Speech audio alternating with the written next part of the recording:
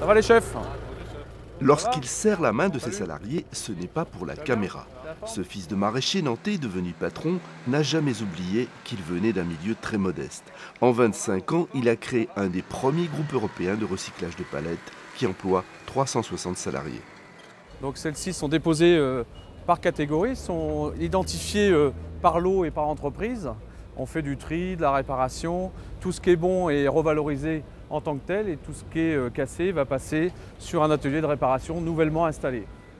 Sur cette plateforme de 7 hectares située en région orléanaise, une centaine de camions amènent chaque jour 12 000 palettes qui seront stockées, triées puis recyclées pour des clients dans un rayon de 50 km maximum.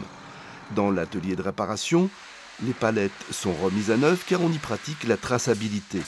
Quant aux palettes jugées irréparables, elles sont valorisées, ce qui représente 50 000 tonnes par an. Donc ce qu'on fait, on les broie, on les détruit, puisque l'objectif c'est du recyclage 100%. Avec les nouvelles normes aujourd'hui, ça nous permet d'avoir des solutions de débouchés en chauffage. En 25 ans, Didier Burban a créé un véritable réseau de collecte et de traitement des palettes à travers 14 agences nationales et 45 entreprises partenaires. Et le nouveau challenge de ce patron, qui pratique aussi une politique de réinsertion sociale, c'est la création de chaufferies bois comme celle-ci qui alimente 10 000 m² de bâtiments pour zéro rejet de CO2. L'idée c'est de pouvoir dupliquer ce projet chez les entrepreneurs qui en auront le désir de pouvoir investir dans ce genre de chaufferie, clairement. On a une zone industrielle juste à côté de chez nous.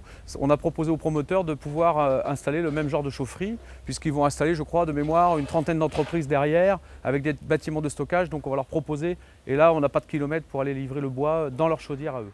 Didier Burban travaille aussi sur un système informatique européen pour rationaliser le transport des palettes, sans perdre de vue les 3 piliers du développement durable que sont l'écologie, l'économie et le social.